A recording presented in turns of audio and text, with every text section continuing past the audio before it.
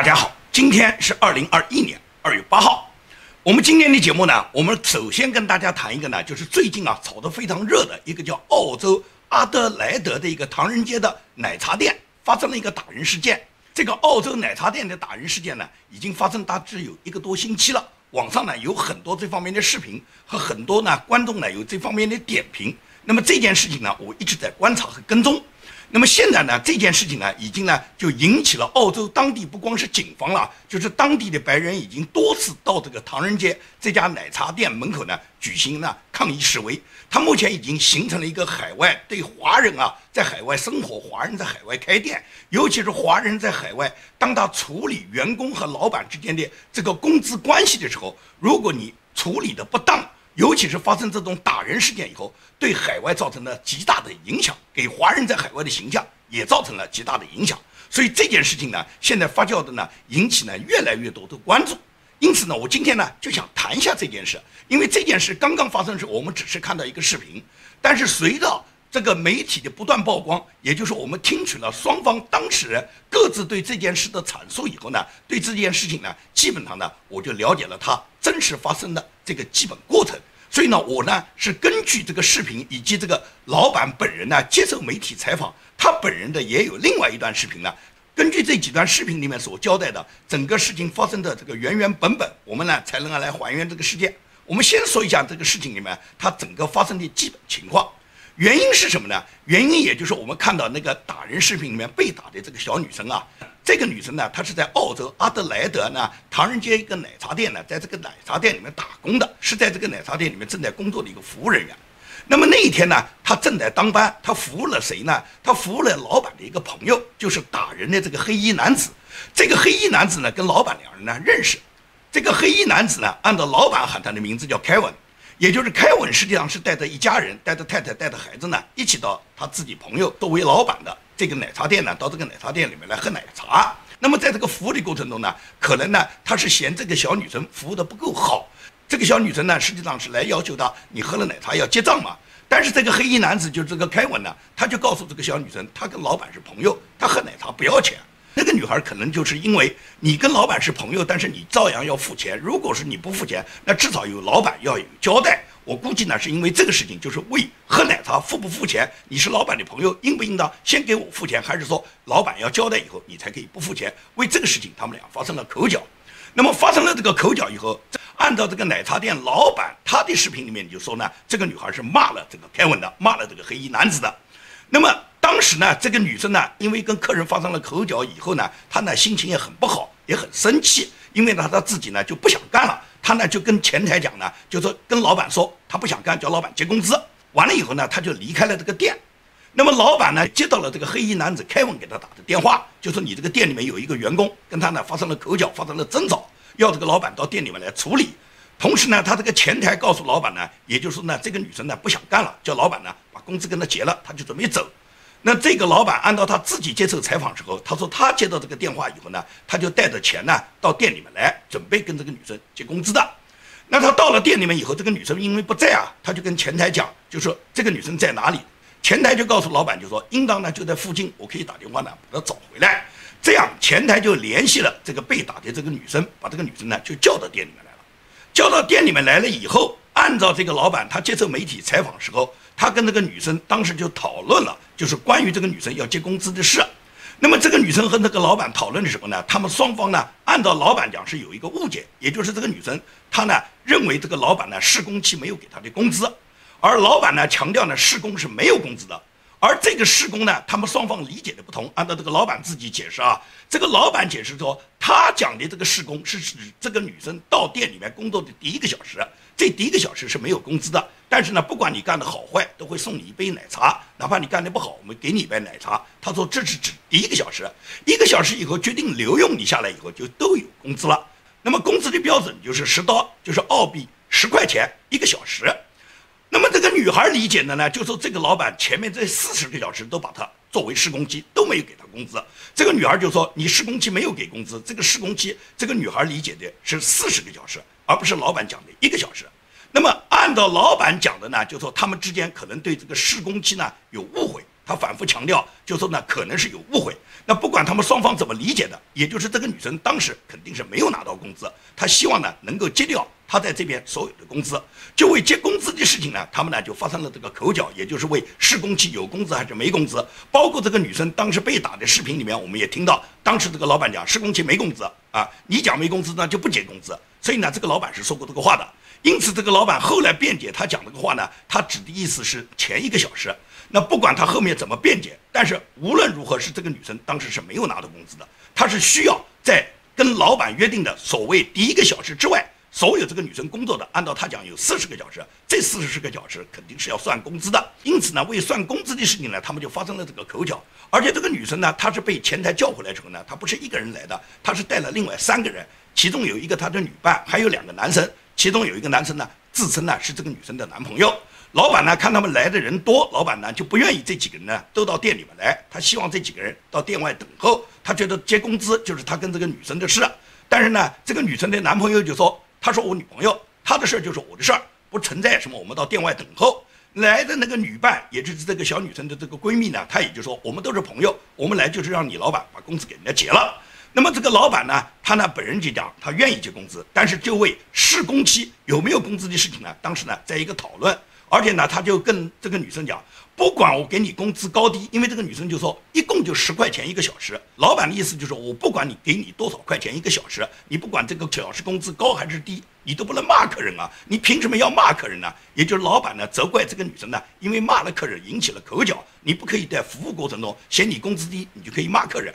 那这个女生就跟这个老板有她的这个理由，有她的辩解，而且这个女生就拿出手机。这个呢，就视频我们都看到了，就是拿出手机时候，这个女孩就说她去找 BBS， 也就是整个这个留言区、留言板块上面呢，有很多骂老板的评论。那么这个老板就问你骂谁啊？那个女孩就骂你啊。老板就说你再骂一个试试啊。这就是我们看到的那段视频里面发生口角的那一段。那么这一段内容时候，这个穿着黑衣服的这个Kevin呢，他就跳过来了。Kevin跳过来，当时就说你是骂我的，是不是啊？也就是说，这个Kevin在这个之前呢，在老板到达店之前呢，跟这个女孩呢已经发生过口角了。然后这个Kevin不等这个女孩任何回话，上去对这个女孩就是一个耳光。那么整个打斗的场面，我们后来都看到了。这一段打斗的视频将近2分钟被铺在网上，所有人都通过这段视频了解了这个澳洲阿德莱德这个奶茶店，唐人街这家奶茶店殴打这个女生的所有事情的全过程。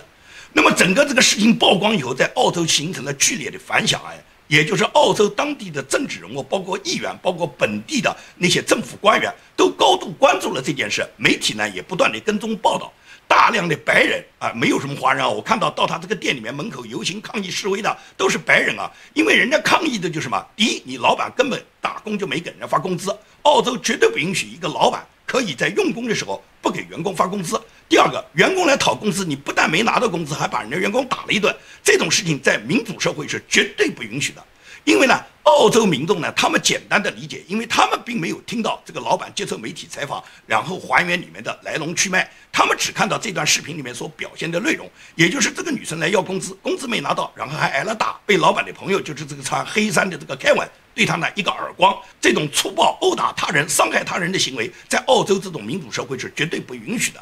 这件事情就可以看出，海外华人啊，他到了海外啊，他根本就没有遵守民主国家法律、遵守民主国家当地风俗的这个意识，他们仍然是中国大陆的那种意识，摆出一副我拳头硬，摆出一副我背后有靠山，摆出一副我有钱，有什么事儿我可以用钱摆平。所以他们在澳洲呢，仍然张牙舞爪，对前来讨要工资的女生呢大打出手。不管这个女生她服务态度好坏，也可能这个女生在服务过程中跟这个黑衣男子跟这个Kevin在服务过程中，他有服务态度不够好的方面，但是不是你动手打他的原因，更不是老板可以随意克扣别人工资不结工资的原因。至于老板现在辩解，他说他指的试工期是指施工的前1个小时，这只是老板的一面之词。因为这个女生来讨要工资，就是讨要她已经做了40个小时的工资，这40个小时无论如何都不能算是什么施工期，没有哪一个人施工可以施到40个小时的。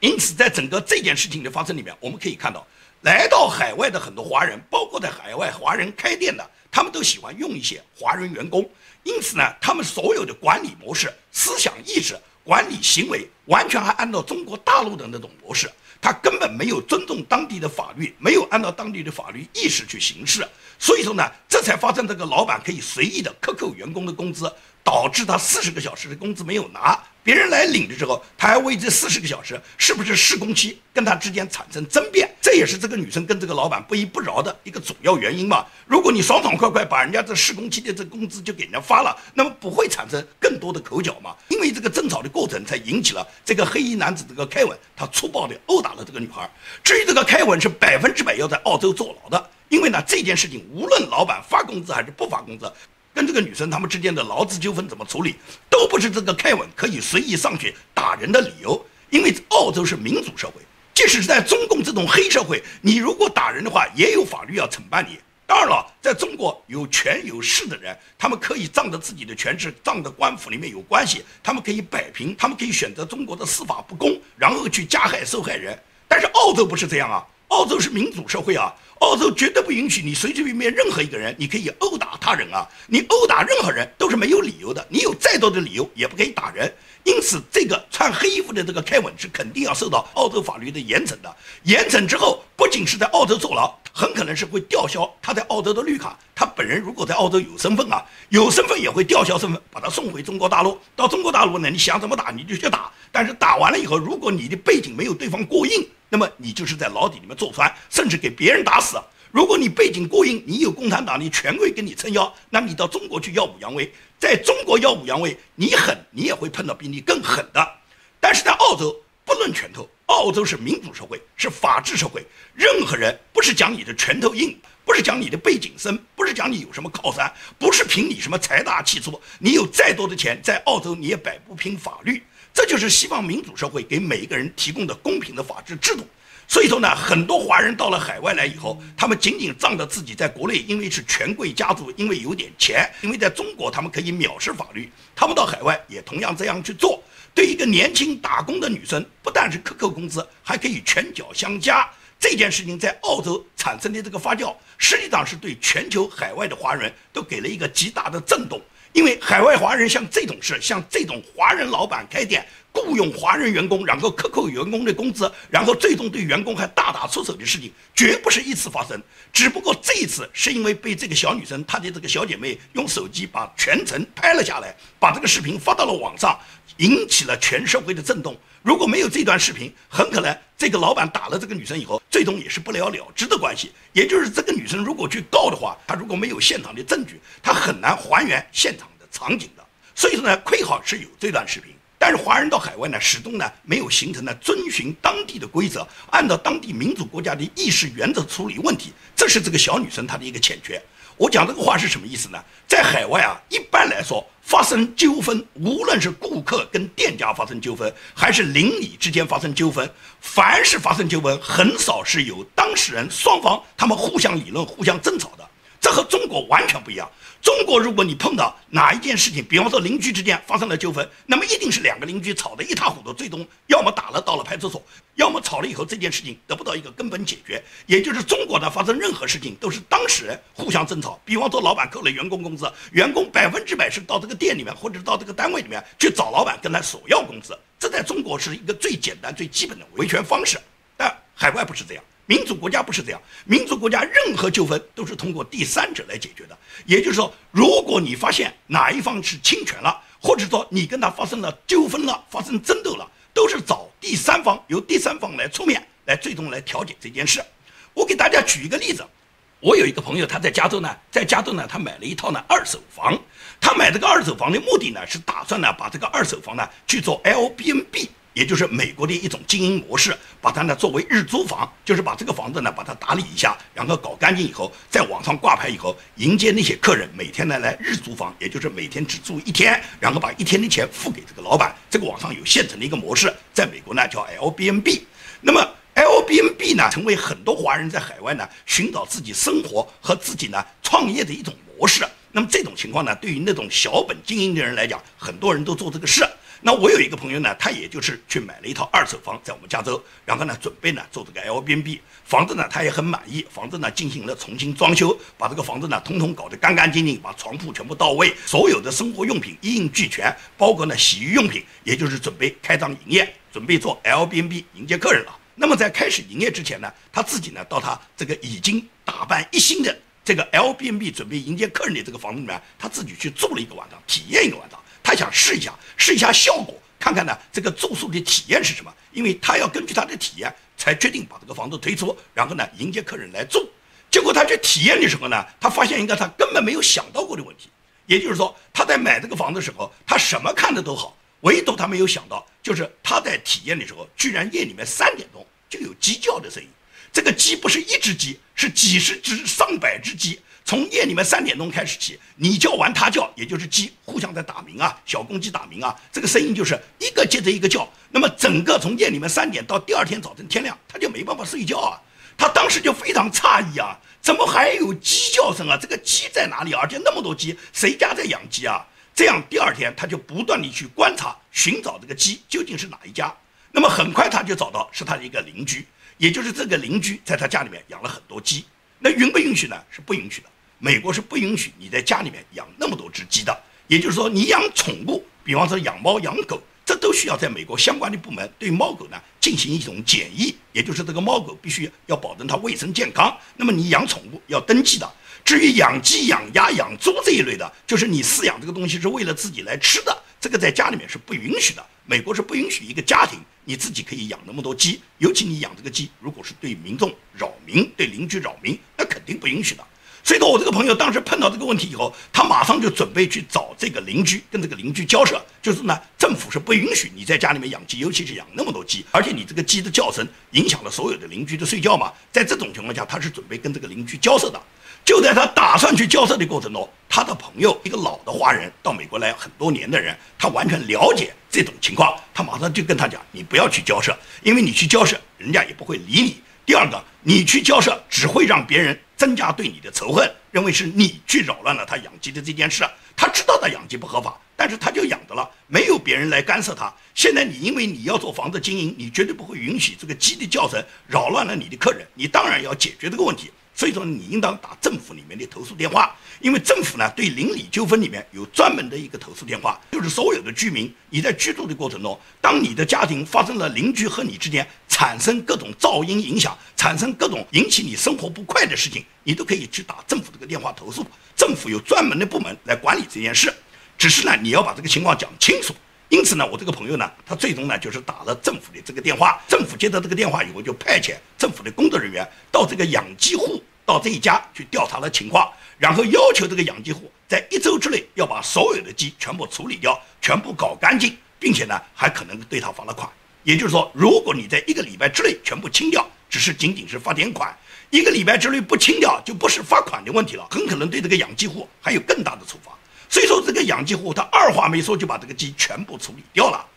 从我这个朋友他身上发生的这件事，就让我们知道国外民主社会他在处理各种矛盾的时候，他是不让你们双方当事人你们主动接触的，因为主动接触就有可能产生各种矛盾，有可能在现场发生各种争吵，甚至打斗，甚至出现一些致癌事件，也就是最终打斗都控制不住，双方发生流血事件都是可能的。在这种情况下，所以民主国家、民主制度，他们是给你有解决问题的机制的。你碰到任何不公的事件，碰到任何扰民的事件，或者是碰到劳资薪酬的问题，你都可以找相关的政府的组织，由这些第三方的组织，他们出面依据法律向老板合法维权。在海外还没有听说哪一个老板敢对员工克扣他们工资的，因为在海外老板克扣员工的工资是很大的罪。在这种情况下，我觉得澳洲这个华人老板，就是开奶茶店这个老板，他再怎么不把当地的风俗法规当回事，他也不敢克扣员工的工资。如果他明的克扣员工的工资，他不是什么关店的问题，不是罚款的问题，很可能是坐牢的问题。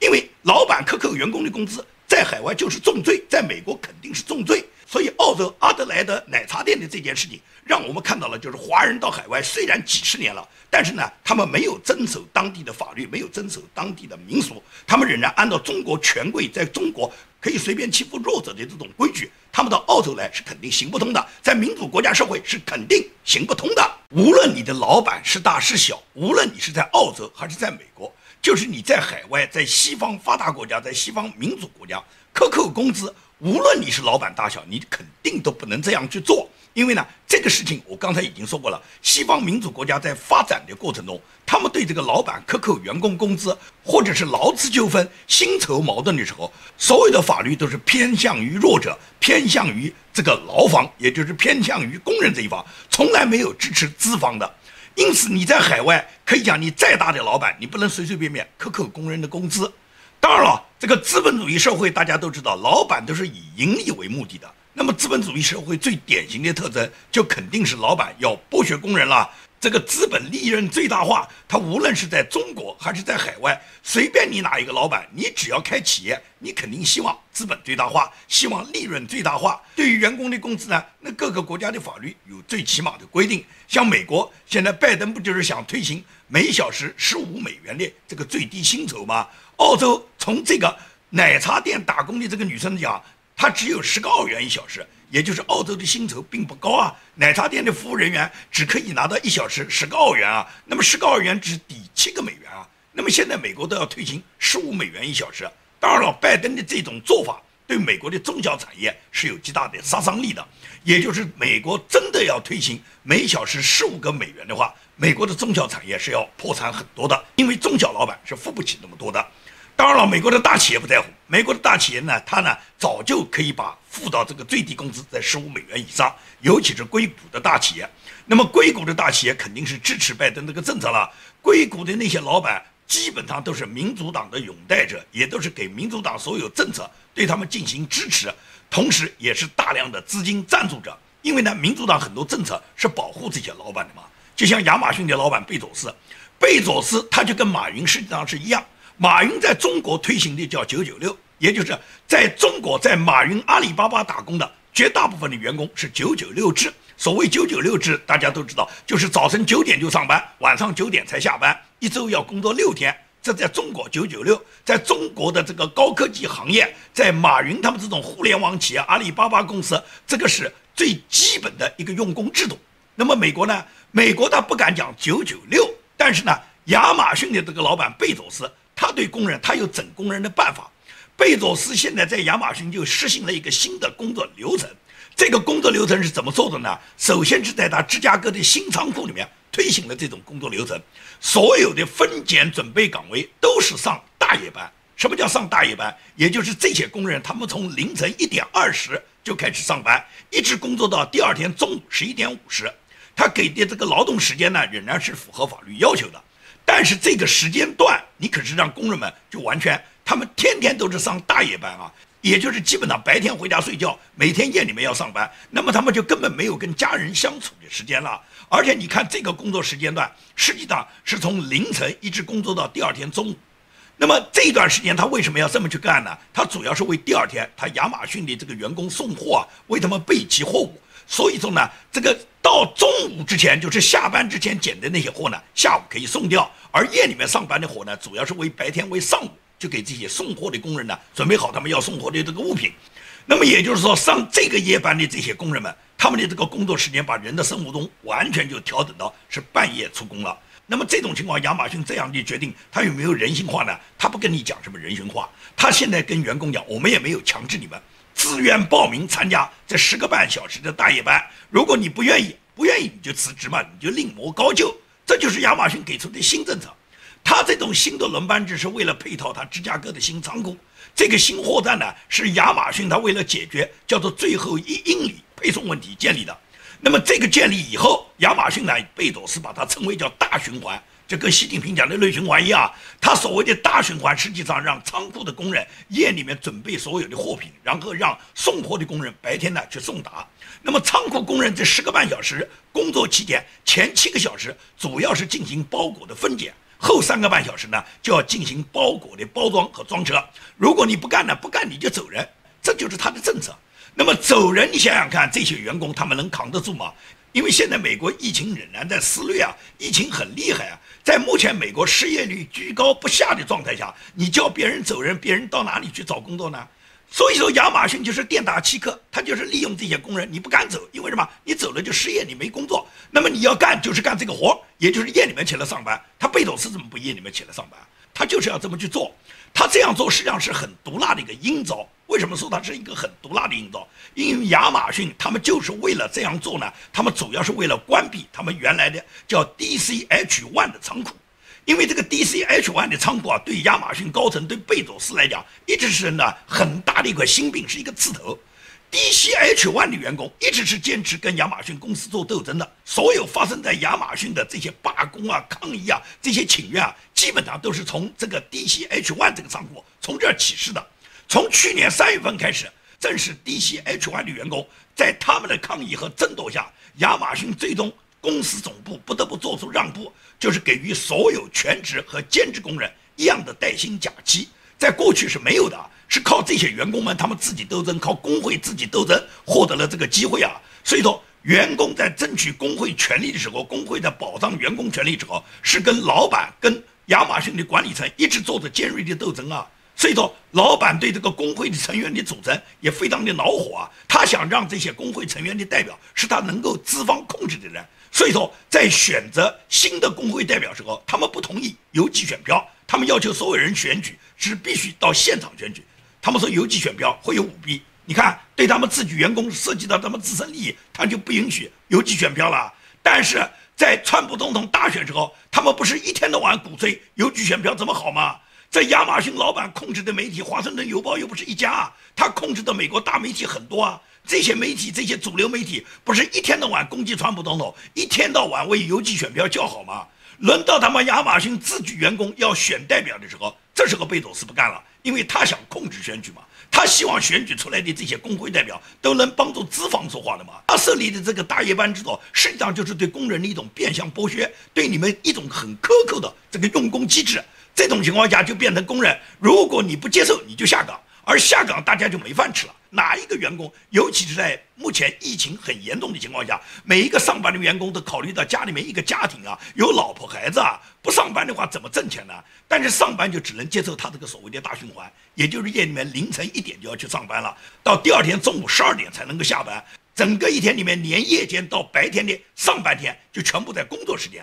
而下半天回来你要睡觉啊，你不休息的话，今天晚上怎么上班啊？所以说，这就是资本主义的毒辣。但是他再怎么毒辣，他也不敢说是员工不发工资，工资他只要发，他无非是在这个作息制度上面让你呢感受到难过，而这种难过，他实际上就是对一部分造反的工人给你穿小鞋，你不干你就走人。真正这部分人走了以后，他再招一批这个非法用工吗？现在拜登不是号召大量的这些非法移民到美国来吗？到了美国来，亚马逊老板就给这些人打工的机会吧。分拣工人就是出点体力，大部分东西都在机器履带，在那些包装流水线上面，所有的物品只要一扫描就会滚到某一个仓口，然后你不过是把它分拣下来，然后把它分门别类的放到第二天要运输派送的那些车辆上去，这就是一个体力活啊。所以说亚马逊它不缺这些工人，为什么放在芝加哥？芝加哥那边也就是大量的非裔最多嘛，也就是非裔美国人在那边最多，黑人最多，因此呢这些人用工也最便宜。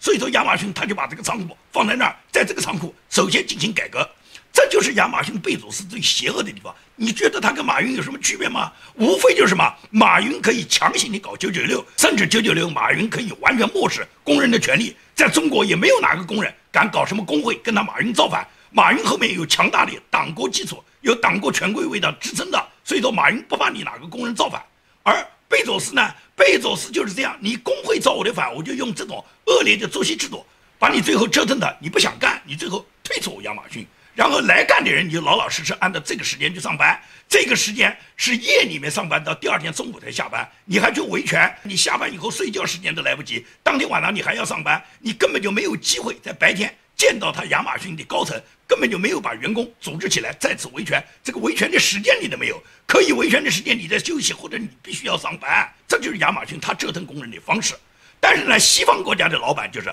他只敢利用法律的漏洞，他不敢呢公然违法。亚马逊老板贝佐斯再怎么样也不敢讲说不给他的员工发工资，这就跟澳洲奶茶店的老板完全不同的一种做法。澳洲奶茶店的老板因为是中国来的，很可能在中国是有一点权贵背景的，尤其打人的那个穿黑衣服的 Kevin， 弄不好就是权贵子弟，在中国张牙舞爪惯了，所以他们到澳洲，他们把澳洲还当做中国大陆呢，可以无法无天呢。这一次这两个人都要付出代价，尤其是打人的这个 Kevin， 他本人100%会在澳洲接受法律的严惩，而且严惩之后，不管他在澳洲有没有身份，有身份也会吊销，没有身份那就更不可能获得身份。像他就只可以回到中国大陆去，回到大陆你去打人，就看打的人是不是比你弱。如果打的人比你狠，或者是别人找到比你更狠的背景，比你更狠的靠山，那这个凯文最终就是你在澳洲要坐牢，你回到中国还是坐牢。